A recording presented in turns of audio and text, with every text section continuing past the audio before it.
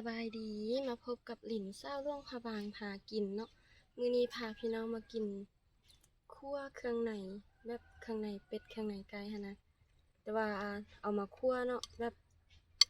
จะกินคั่วจังซี่นะมันมีแบบหลายอย่างผสมปนเปกันเนาะ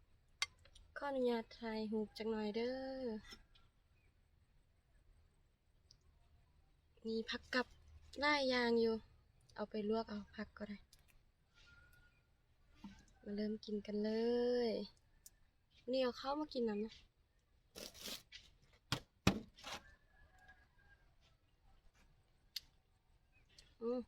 ผักก็ว่างกินข้าวกันมาเด้อกินข้าวนำกันเด้อ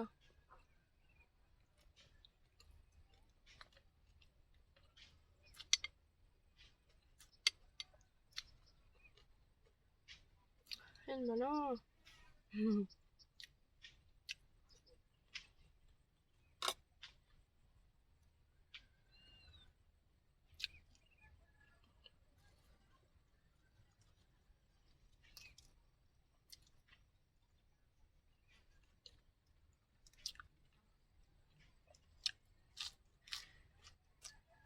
ม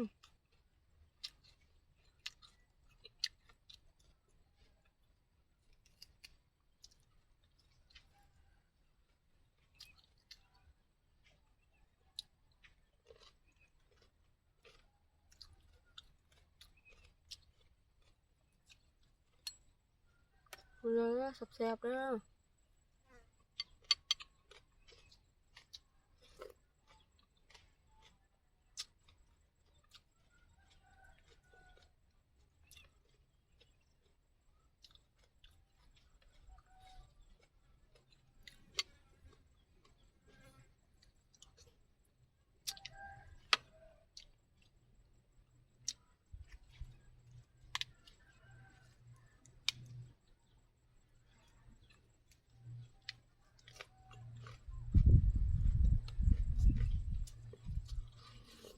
อืม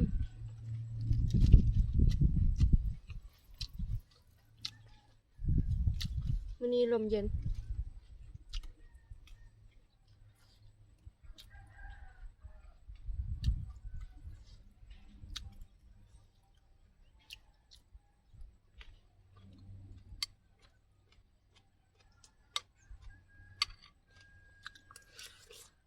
อืม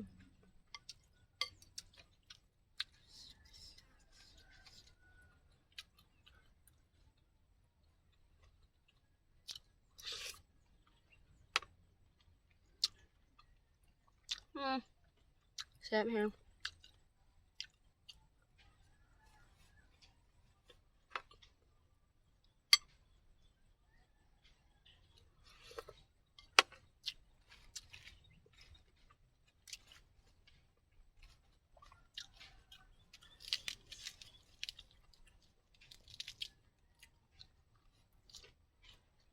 อืม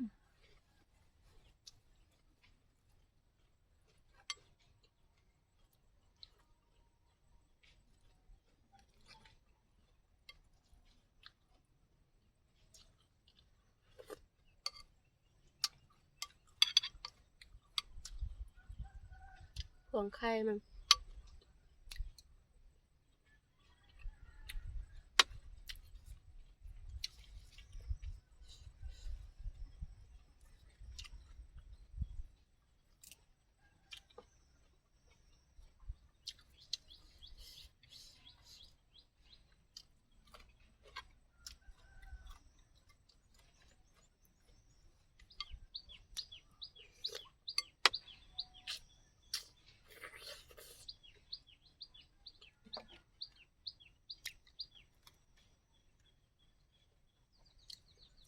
ทักทายสบายดีทั้ง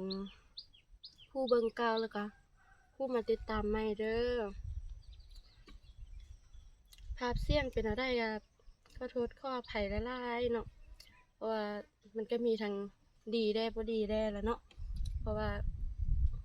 ก็เป็นมือใหม่อยู่ขอความกรุณาฝากกดไลค์กดติดตามให้เด้อ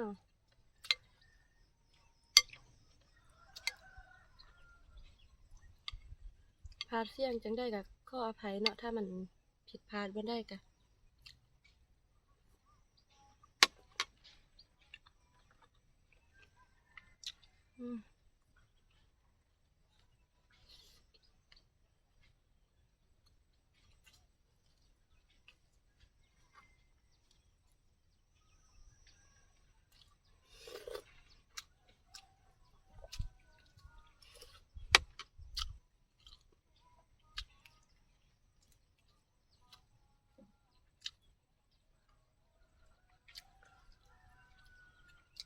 มื้อนี้อากาศเย็น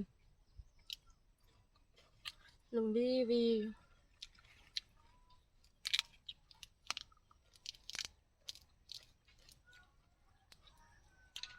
ไผบ่ทันหยังแบบบ่ได้กินข้าวเมี่ยงสินะก็มากินนำกันเด้อ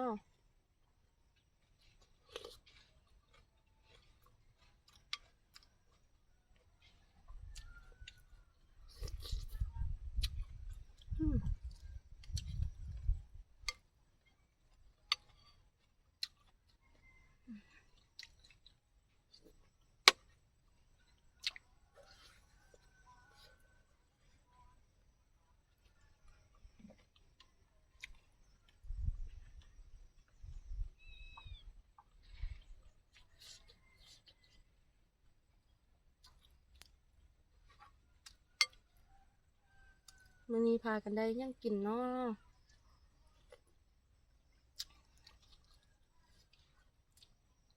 ไผยังบ่ทันมีหยังกินกันมาเด้อแซ่บๆนำกันเด้อพวงไข่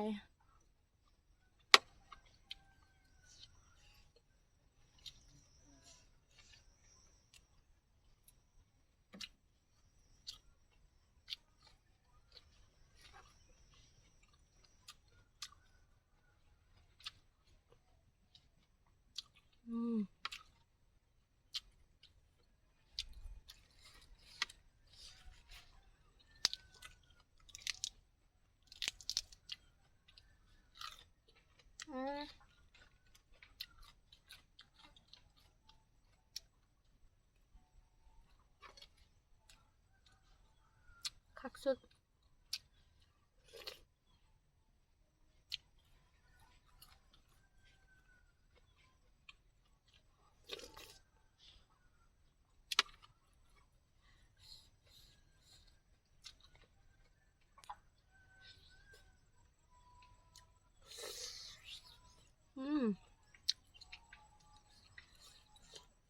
ไข่น้อยมันแตกใส่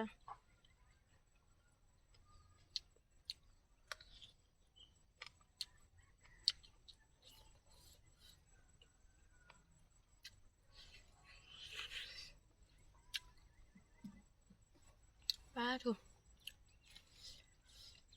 เป็นตาแซ่บคักแท้ล่ะ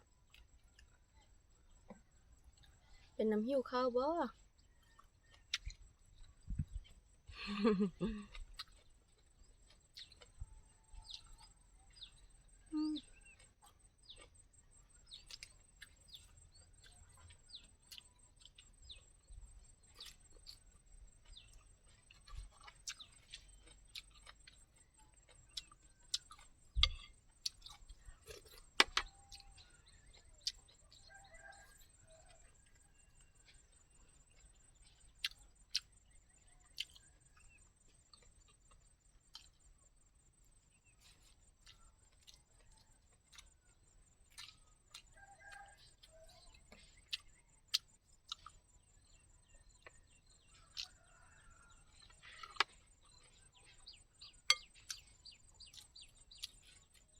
กินผักหวานๆชุดน้ำใส่ลองคอแซ่บคัก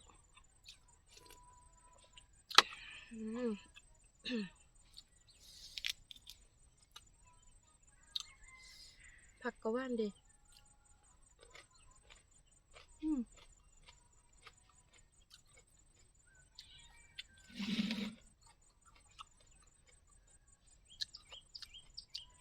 ภาพเป็นจังได้เลยเนาะเสียงเป็นจังได้เนาะฝากคอมเมนต์มาได้เด้อ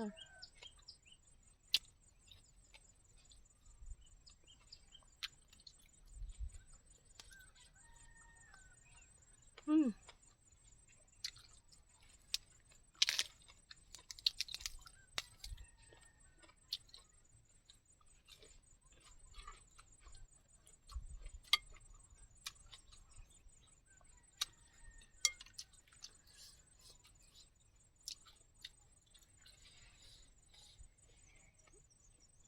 อืม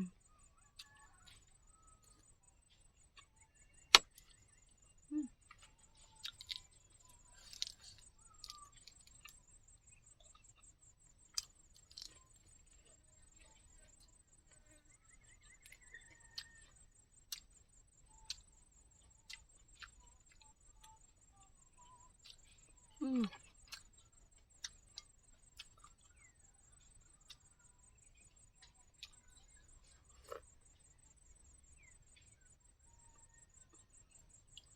อ๋อ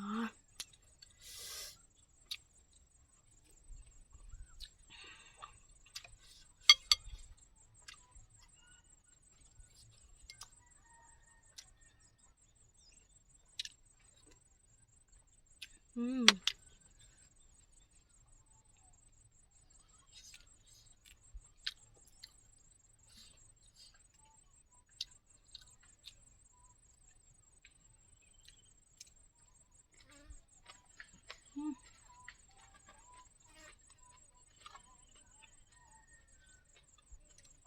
บางวันก็เริ่มมา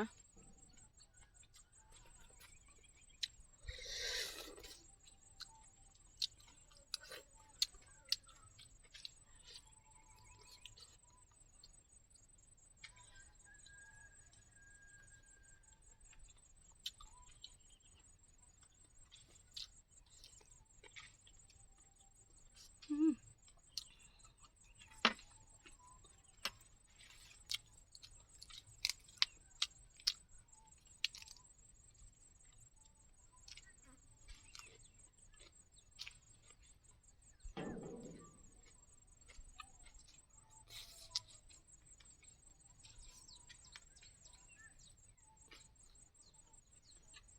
อืม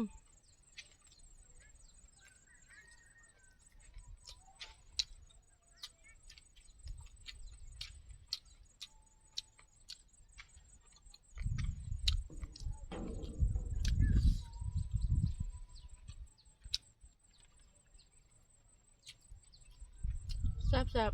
ๆหิวข้าวแดงประจัก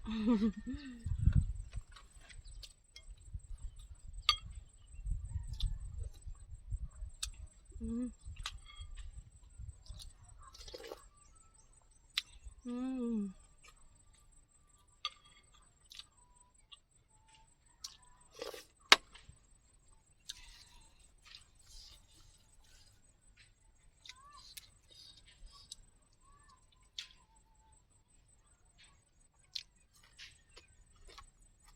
อืม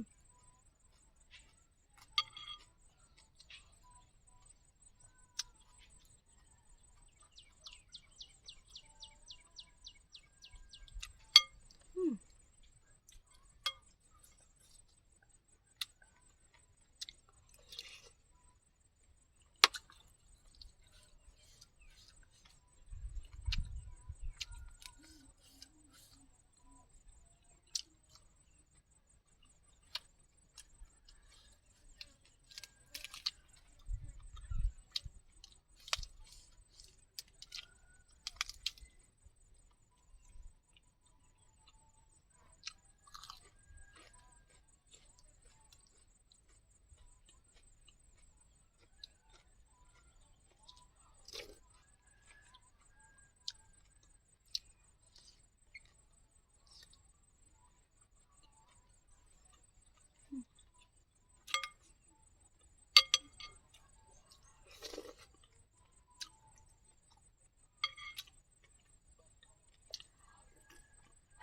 อืม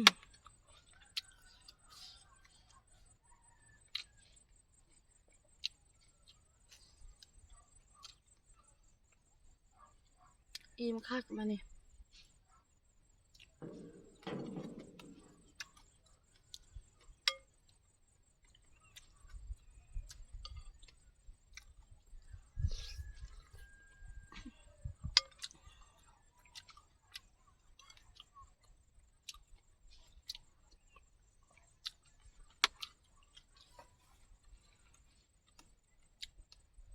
เอาแล้วเนาะพี่น้องทุกคนเนาะ